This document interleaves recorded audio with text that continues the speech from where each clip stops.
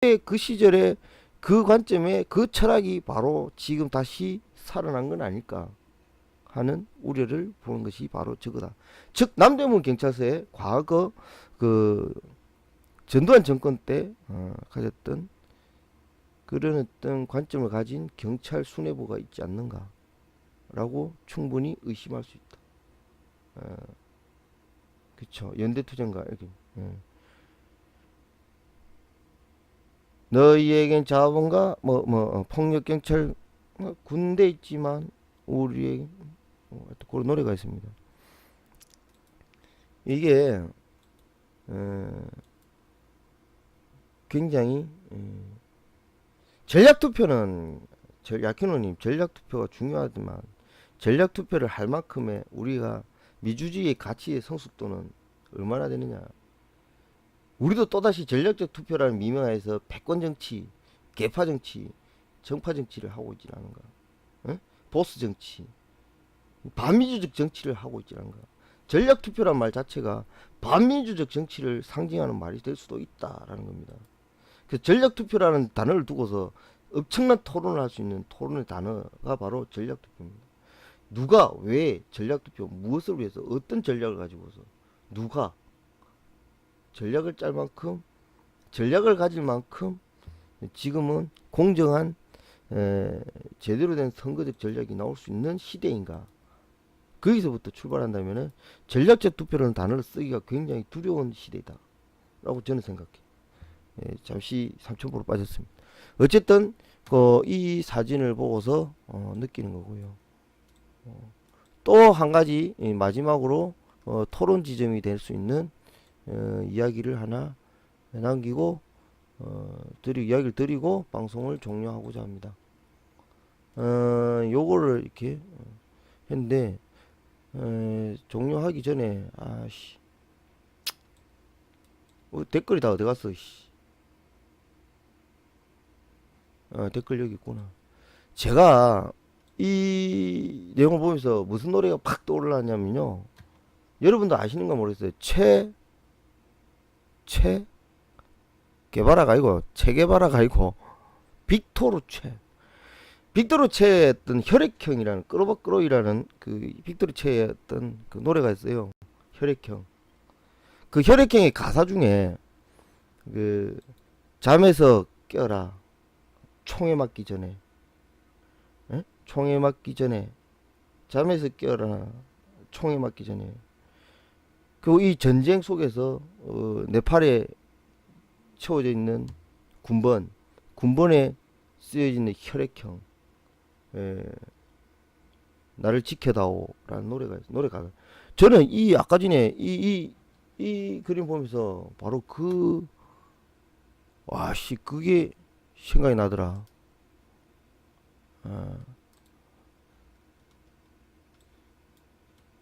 그 노래 시사상식만 나오면 동공해지진다는 당신의 그 노래가 생각이 나더라는 거예요. 잠시 한번 들어볼까요?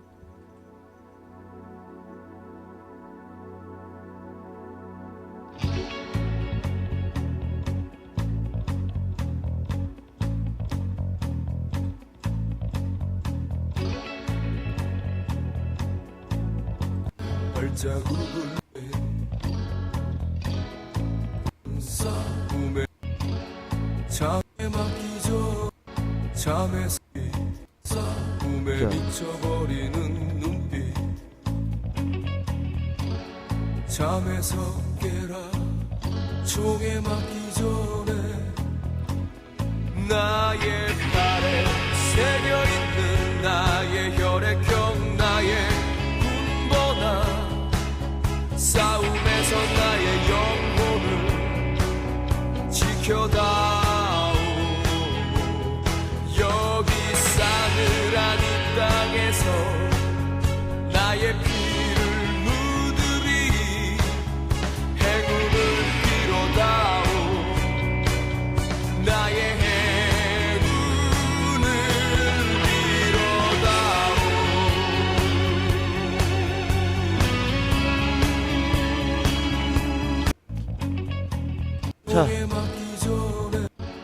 자, 자, 다시 한번 들어볼게요. 와, 이 가사가 확 와닿는 이색이 탁 떠오르더라고요.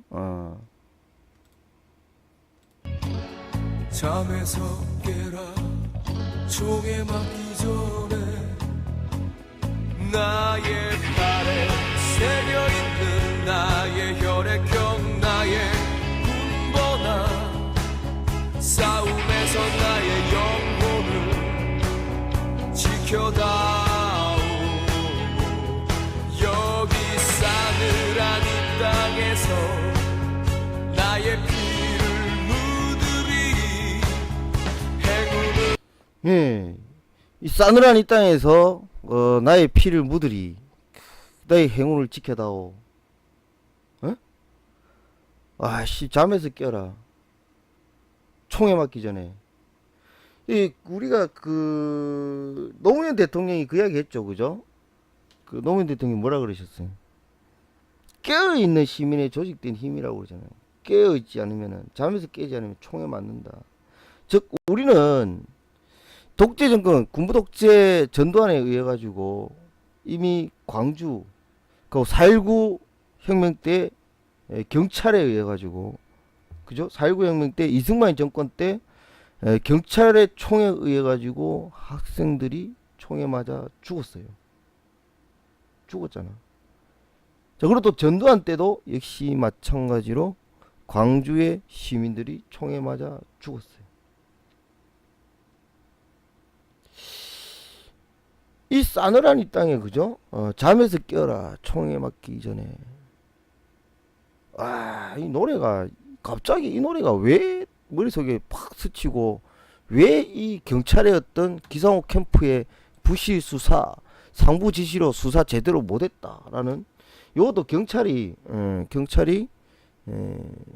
그걸 한 거죠.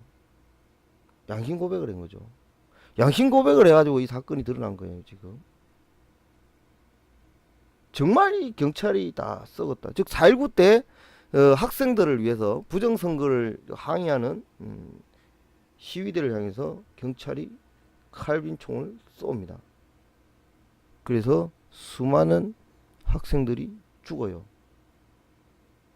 그 길은 역사를 가지고 있기 때문에 이런 경찰 수뇌부들이 가지고 있는 경찰들이 지금 저지르는 이 반민주적인 거고, 사법의 근간을 자체를 상권 분립이 아니라 사법체제 자체를 뿌리채 흔들고 있는 이 시점에서 우리가 아니죠. 제가 떠올리는 것은 바로 윤도현 또 빅토르체의 어떤 꾸르벅꾸르의 혈액형이라는 노래 가사가 한 줄이 빡 스치더라. 저만 그런가요? 여러분들은 어때요? 물론 제가 오늘 사실은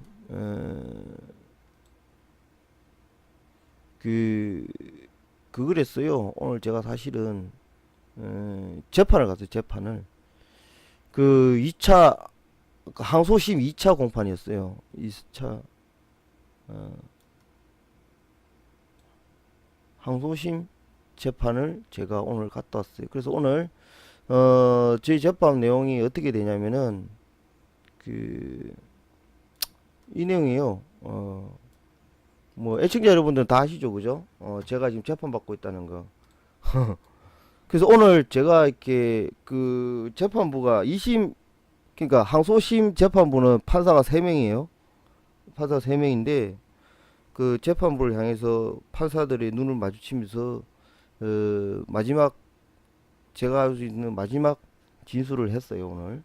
하고 왜 그렇게 됐냐면은 경범죄 뭐 50만 원 그리고 뭐 이런저런 부분들 뭐 그런 것들에 대해서는 개인의 표현의 자유에 대한 어떤 탄압의 방법이다라고 보고서 형법에서 다룰 부분이 아니다. 명예훼손 이런 부분들도 형법이 다룰 부분이 아니다. 그래서 재정신청 즉 형법에 따라서 재정신청 즉 헌법적인 권한이다.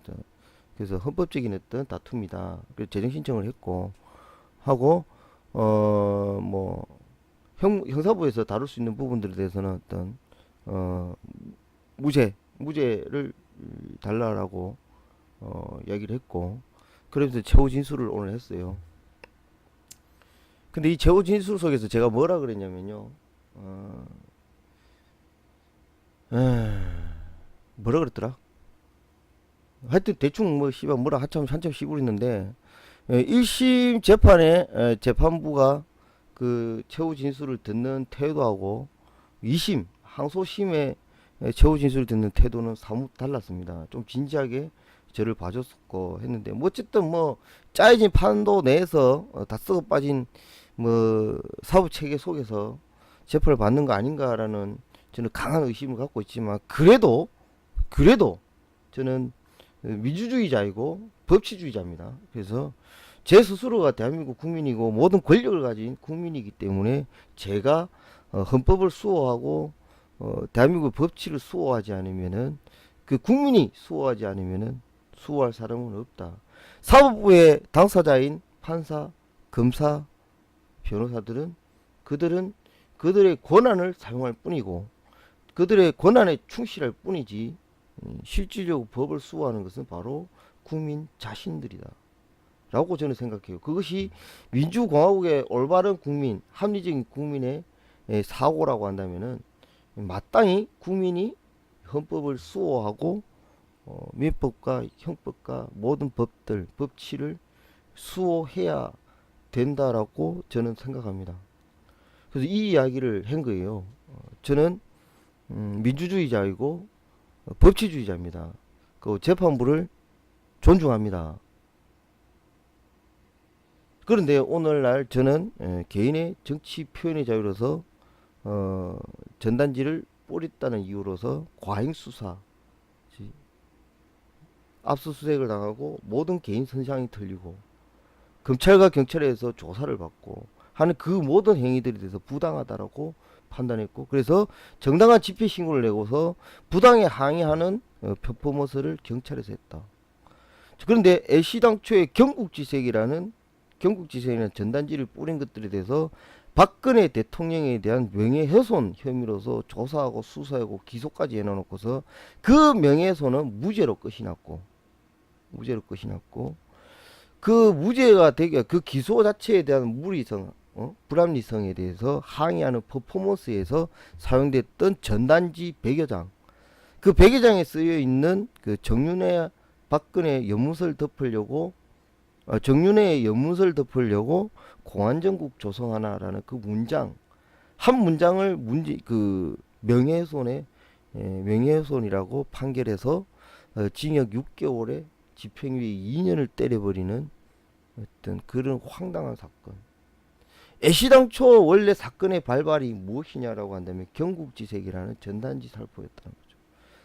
그에 대한 광의 수사에 대해서 항의하는 퍼포먼스를 정당하게 합당하게 했음에도 불구하고 그때 사용됐던 퍼포먼스 사용했던 전단지를 가지고서 명예훼손이다 라고 말하는 것이죠. 그래서 그 모든 것들이 바로 부당한 개인의 정치 표현의 자유에 대한 탄압이다. 그래서 대한민국의 모든 행정, 입법, 사법들이 뿌리채 흔들리고 있다. 그래서 87년 체제, 민주항쟁 체제 이전으로 돌아가는 80년대로 돌아간 것이 아닌가라고 의심을 한다. 그래서 지금 이 시대에 22세기 이 시대에 와서 2016년에 와서 오늘날 또다시 화염병을 던지고 짱돌을 던지고 싸워서 민주주의를 지키고 헌법을 지키고 체제를 수호해야 되는 것이 우리의 운명이고 우리의 할 일이라고 생각한다면 저는 마땅히 그렇게 의심한다. 그런 시대는 아닌가라고 생각한다. 하여튼 대충 이런 취지로서 재판부의 판사들을 얼굴을 일일이 눈빛을 마주치고 그렇게 이야기를 했고 끝으로 지금 이 자리에 있는 재판부 판사와 검사와 변호사들에 대해서 고맙다, 감사하다 라는 말을 전하면서 끝을 맺었어요. 그게 최후 진술이었어요. 지금 아마 대충 요렇게 좀 구체적인 단어 몇 개는 좀 틀리겠지만 대충 요렇게 제가 진술한 걸로 기억해요. 어쨌든 제가 오늘 항소심 최후 진술은 요렇게 진행을 했습니다. 그래서 이제 11월 11일 날 오전 10시인가 9시 반인가 아무튼 이때 최종 땅땅땅 납니다.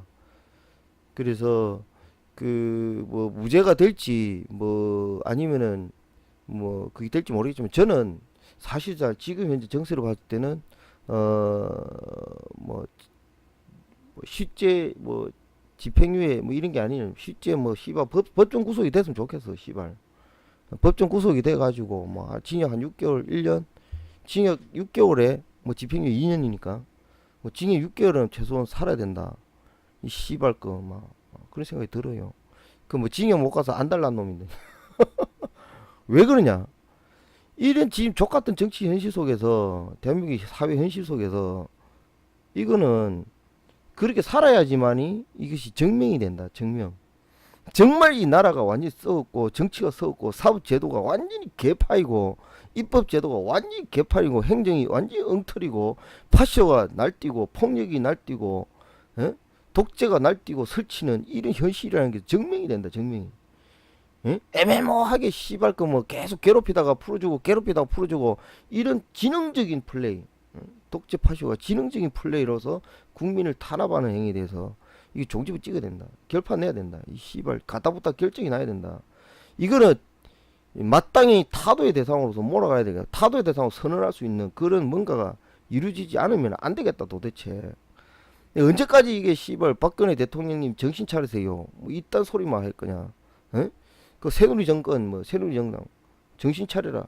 정신은 조지나 빵이나 씨발 적어도 정신 차릴 것 같으면 고의로 그짓을 안 한다 이거죠. 이것들은 아시당초부터 계획적이고 고의적으로 국민을 탄압하고 자신들의 권위가 자신들의 권리와 권력을 누리기 위해서 집권하기 위해서 모든 수단과 방법을 동원하고도 남을 인간들이다. 그런 인간들이기 때문에 그런 인간들을 위해서는 과거 87년 6월 항쟁 때처럼 화염병 던지고 씨발 뭐 짱돌 던지고 파출소 불을 지르고 경찰서 불을 지르고 이지랄병 안 하면은 도대체가 정신을 안 차린 인간들이다. 뭐 그런 생각이 들어요. 예. 하여튼 뭐 오늘 그래서 제가 사실은 오늘 열이 받아가지고 막 열이 뚜껑 이빨 일렀는데 어쨌든 뭐 그렇습니다. 그래서 뭐 부정선거 살인정권 박근혜는 퇴진하라. 이거는 햇불 시민연대 투쟁 구호입니다. 저도 여기에 동의합니다. 아씨 갑자기 좀 하나 더 하다 보니까 마지막으로 할 것들이 좀 늦어질 뻔다. 요것도 사실은 장애 관련한 이야기들인데 장애인이라고 못하는 것이 아니라 다만 주어진 환경이 조금 다를 뿐이다. 시간이 더 걸리고 뭐 그래 할 뿐이지. 뭐 그런 이야기들입니다. 어쨌든 요 이야기도 할 이야기가 많은데 그 이거는 오늘 부산에 있었던 이야기입니다. 오늘 부산 서면이었습니다. 오늘 부산 서면에서 있었던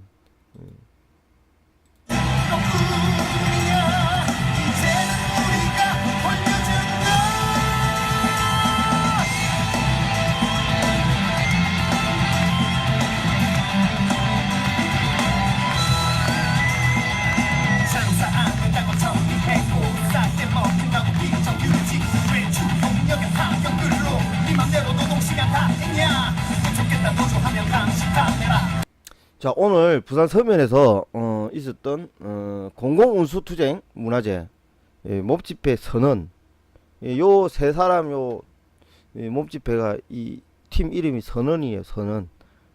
이분들의 어떤 그 몸짓은 진짜로 정말 파워풀합니다.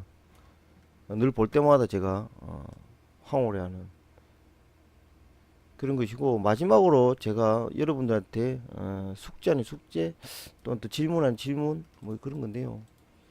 그 제가 오늘 부산 지하철을 타면서 요런 걸 봤어요.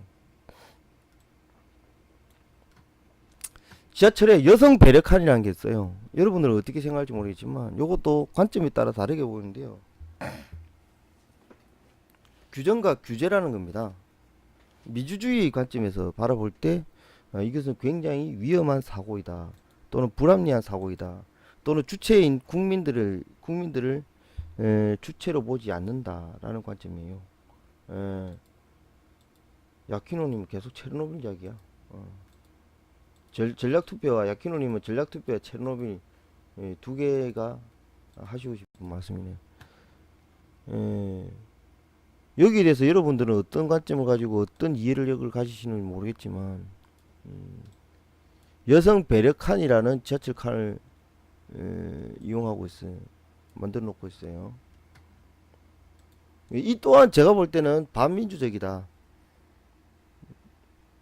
반민주적이고 국민에 대한 어떤 인식들을 계속 떨어뜨리는 것이고 국민들을 계속 갈라치게 하는 것이고 국민들을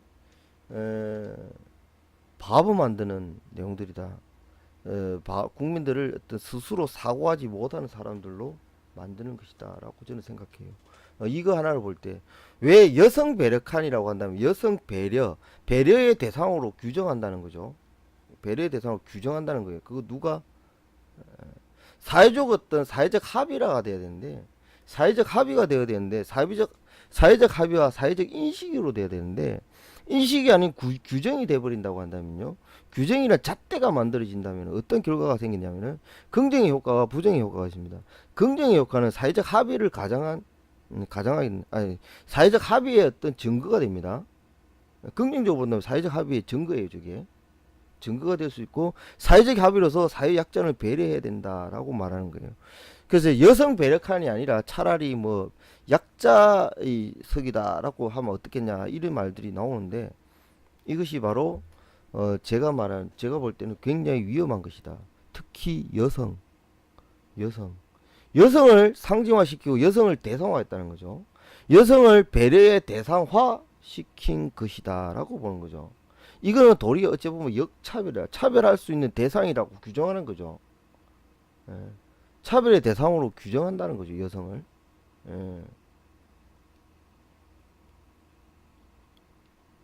할 이야기 많아. 야키노님 할 이야기 많아. 고리 원전 이야기는 뭐 계속 하는 이야기고, 근데 오늘 요 이야기는 여러분들 좀 들어주셨으면 좋겠어. 야키노님, 요 이야기는 좀 들어주셨으면 좋겠어. 제가 방송을 하는 주도하고 제가 방송을 진행하잖아. 그럼 야키노님이 요에 대해서 어떤 입장을 가지고 어떤 생각을 가지는지 여러분들 특히 야키노님 생각을 저는 듣고 싶어. 저는 이걸 보고서 느끼는 감정이 그렇다고, 느끼는 개념이 그렇다고, 느낌이. 이거를 인식하는 관점이 저는 그렇다. 여성을 배려의 대상, 시혜와 동정의 대상 또는 배려의 대상으로 규정하는 상황이다. 규정받는다는 건 즉 뭐냐면 여성은 약자이다. 여성은 배려받아야 된 대상이다 라고 대상화시키는 거예요. 그죠? 근데 상식이다 또는 우리의 사회적 인식 개선이란 말했어요. 사회적 합의와 사회적 인식 개선에 당연히 여성을 배려하면 되지. 굳이 배려해라라고 규정한다는 자체가 어이없다. 말도 안 된다. 저것도 몰라? 저런 상식을 왜 저기 굳이 써놓지? 내가 상식이 없는 인간이야? 라는 반문이 생긴다는 거예요. 그로 인해 가지고 안우라거나 개돼지 같은 국민들은 뭐냐면은 여성 배려칸인데 해서 여자들이 탁 앉아. 그래서 나는 여성이잖아요.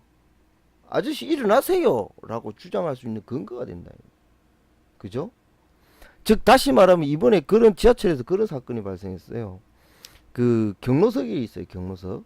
지하철 양쪽 끝에 보면 경로석이 있어요. 그 경로석에 어떤 여성이 임산부 여성이 아니죠. 아이와 함께 간 여성이 여성은 서고 아이를 앉혔어요. 아이를 앉혔고 여성은 앞에 섰어요. 그런데 영감 한 분이 가가지고 애 보고 일어나라. 여기는 노약자석이야. 그래서 애들이 어떻게 가정교육을 어떻게 했길래 애들이 이런데 어른이 오면 자리 양보를 안 하냐는 식으로 시비가 붙었대. 그래서 그 여성이 약자석입니다. 여기는 노약자석, 아이도 포함됩니다. 어린이도 라고 말했다니까 어디서 말대답이냐 뭐 이런 식으로 하면서 노인이 뭐 가정교육이 안 됐니 많이 뭐 이딴 소리를 했나 봐요. 그래서 부모도 없냐 뭐 이런 식으로 이야기했나 봐요. 그러니까 이 여성이 당신 같은 애비를 둔 적은 없다 라고 이야기를 했다. 자, 여기서 발생되는 게 바로 인식의 차이. 인식이 되어야 되는데 규정을 하니까 그 규정이 어떻게 인식되냐면 그 노인은 정당한 자기의 권리다라고 착각을 하는 거예요. 권리라고 착각하고 그 권리에 위배되고 권리를 침해하는 것에 대해서 자기는 당연히 권리의 침해에 대한 어떤 그 입장을 가질 수 있다라는 착각을 가진 거죠. 이런 것들은 사회적 합의에 의해 가지고 사회적 인식의 문제거든요. 인식의 문제를 갖다가 규정화 시켜버리면은 거기에 대한 규정에 따른 어떤 다툼이 생기거나 충돌이 생기거나 마찰이 생길 수 있다. 갈등이 생길 수 있다. 그 갈등의 요소를 기준으로 만들어서 갈등을 계속 부추길 수 있는 수단이 된다는 거죠. 그러면 이 갈등을 중재할 수 있는 권력은 누구냐? 이 갈등을 중재할 수 있는 건 뭐죠? 일반 국민입니까? 일반 시민입니까? 아니에요. 둘이서 이 갈등 때문에 시비가 붙어 싸우면 경찰력이 동원되고, 그죠? 그래서 소송이 오간다는 거죠. 결국 그렇게 돼요. 그러면은 이것을 중재하고 판단할 수 있는 자는 판단의 권력을 가진단 말이에요. 판단의 권력을 가진다. 그래서 누가 잘했냐 잘못했냐를 따질 수 있는 권력을 가진 자가, 권력을 휘두를 수 있는 권력에. 그래서 규제라는 것들이 어떤 규제가 좋고 올바르고 어떤 규제가 나쁜 규제냐 할 때 이것은 굉장히 나쁜 규제라는 거죠. 비합리적인 규제라는 거죠. 이게 비합리적인 규제라는 거죠. 그래서 여러분들이 보시는 여성 배려칸이라는 이 운영들에 대해서 토론의 여지가 있다.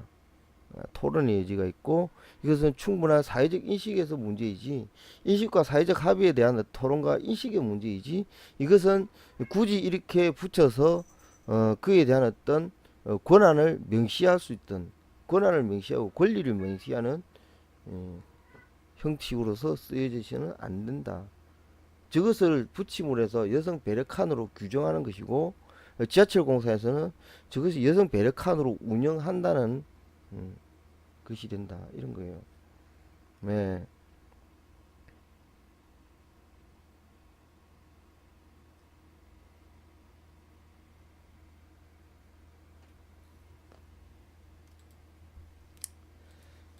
자, 야키노님이 지금 계속해서 그 방송에 좀 협조를 안 해주시네.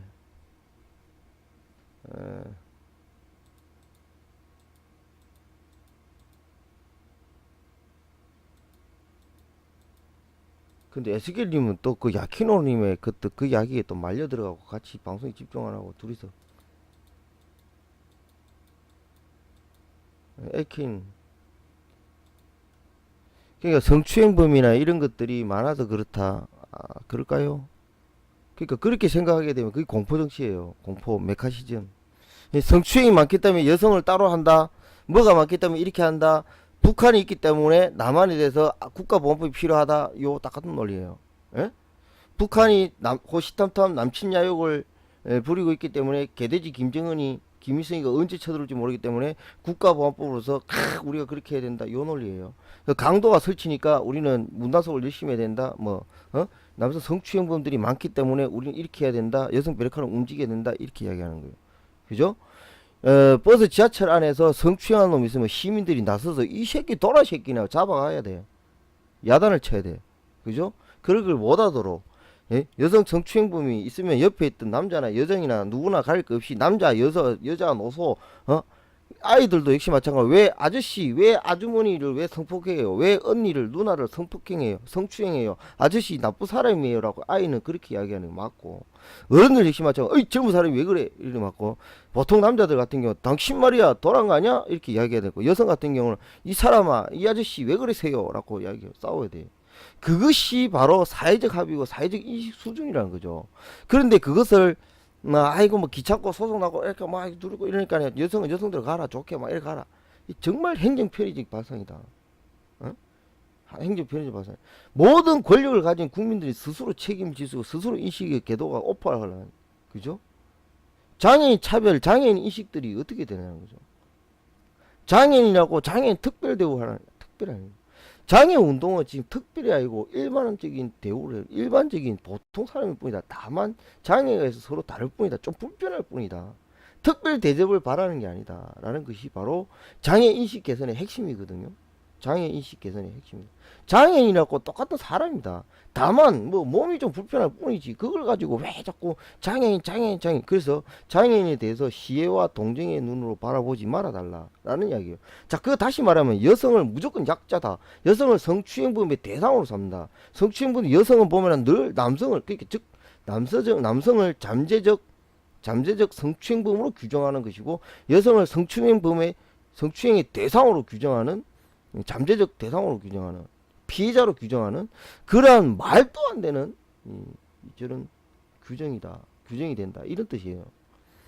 그래서 여성 차별 또는 여성 어떤 배려는 말이죠. 배려는 적의 배려가 아니라는 거죠. 저거는 또 다른 역차별이라는 거죠. 차별이에요, 차별. 역차별이고 갈등의 소재를 만들고 갈등과 즉 여성과 남성, 여성과 노약자, 여성이란 부분들을 따로 별도로 떼서 사회적 갈등의 중심에서 갈등의 계기로서 금을 끊는 그런 아주 골 때리는. 저것이 왜 저렇게 심각하게 자꾸 확산되는지 모르겠어. 그래서 뭐 그 여성 혐오증, 여성 혐오 사례, 에? 뭐 그로 인해 가지고 지금 계속해서 여성주의가 강화되면서 도리어 역차별, 여성의 역차별 또는 여성을 스스로 균형화, 약자였던 코스프레, 또 피해자의 코스프레, 피해자의 어떤 그 정당성, 피해자라고 일정 정도 규정하는 잠재적 피해자로 규정하는 어떤 그런 사회적 풍토를 만들어가고 있는 이 거대한 흐름들은 또 과연 뭘까?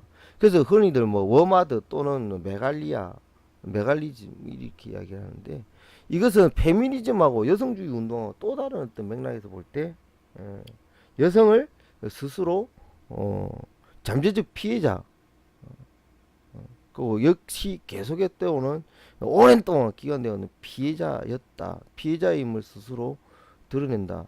피해자라고 규정한다. 그래서 피해자이기 때문에 지금까지 학대받아온 여성이다.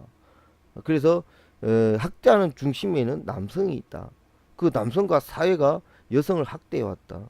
뭐 이런 거죠. 그런 논리로서 지금 사회를 바라보고 사회에 대한 어떤 불평등 구조에 대해서 타도를 외친다고 한다면은 그 대상이 누가 되냐는 거죠. 대상이 누구냐. 그 인식이 잘못된 인식, 사회적 합의, 사회적 인식이 어떤 그게 타도의 대상이 돼야 되는데 그에 대해 인식 개선에 대한 이야기를 하는 과정 속에서 엄청난 물리적 충돌과 마찰과 갈등이 유포된다. 그거는 과연 바람직한가? 그런 거예요.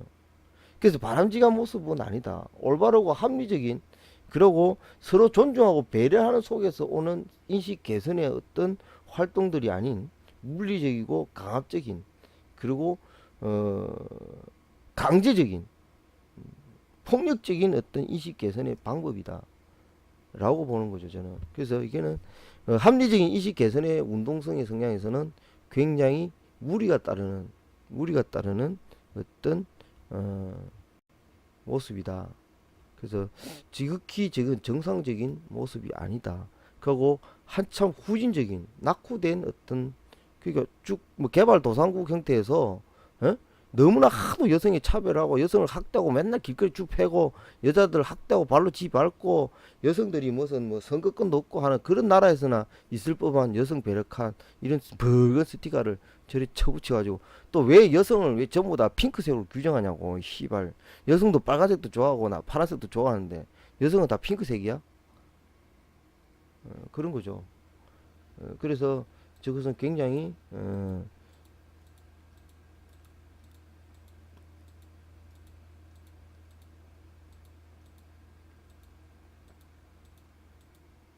근데 지금 여성주의라고 메가라고 뭐 같이 뒤섞여